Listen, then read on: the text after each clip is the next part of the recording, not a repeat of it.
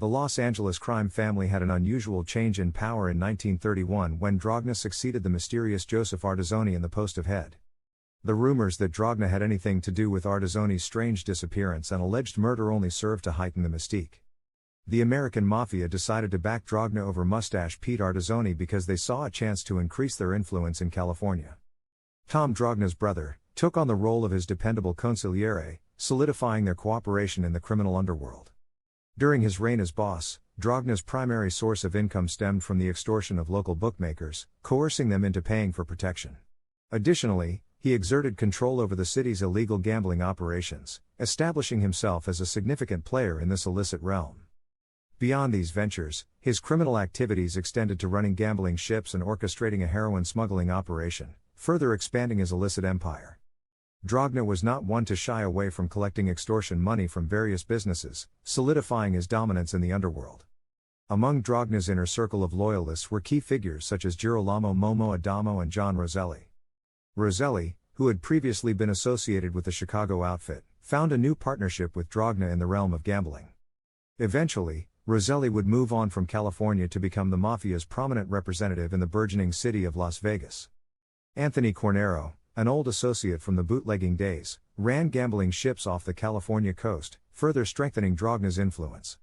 The web of Dragna's connections extended beyond California's borders, with Tommy Lucchese from the renowned Lucchese crime family serving as his main contact in New York, facilitating cross-country operations. Dragna's reach even extended to unions in the laundromat business and dress importing companies, enabling him to exercise control and extract benefits from various legitimate sectors. In this intricate world of organized crime, Dragna stood as a formidable figure, commanding respect and fear in equal measure. His prowess as a cunning and strategic leader allowed him to maintain a grip on power and navigate the treacherous waters of the criminal underworld. Dragna found himself negotiating with the influential Cosa Nostra families of New York while serving as the leader of the Los Angeles crime family. In the late 1930s, a powerful man by the name of Benjamin Bugsy Siegel, who was a member of the New York Luciano crime family, set up his own business in the West. The interaction between Siegel and Dragna became complicated and awkward as a result of this development. Dragna couldn't help but hate the attention and power Siegel commanded, despite the fact that his work provided the Los Angeles family with a sizable income and earned him a great deal of respect. Despite the appearance of competition, the two crime lords collaborated frequently, especially when it came to setting up a racing wire service on the West Coast. However, tensions escalated when, in June 1947, the East Coast crime families orchestrated Siegel's murder in Los Angeles, blaming his failure to effectively manage the new Flamingo Hotel in Las Vegas.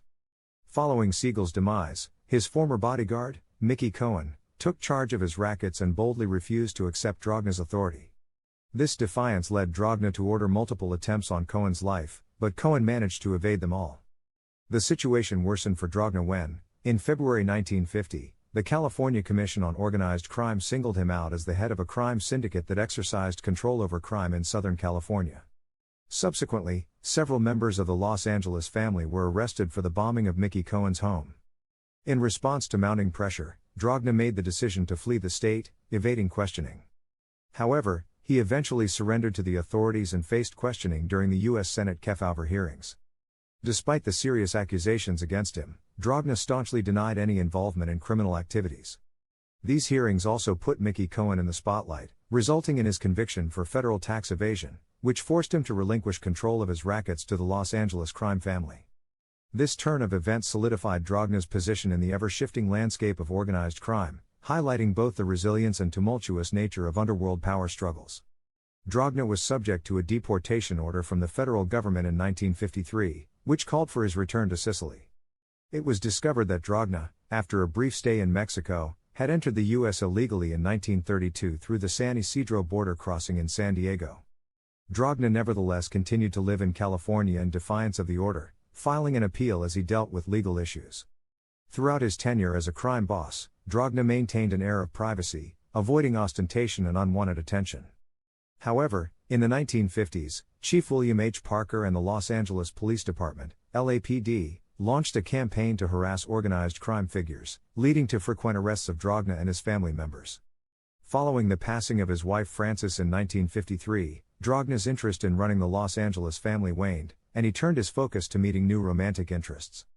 The LAPD even resorted to extreme measures, conducting surveillance on Dragna and a girlfriend, obtaining evidence through listening devices that resulted in his arrest for engaging in lewd acts.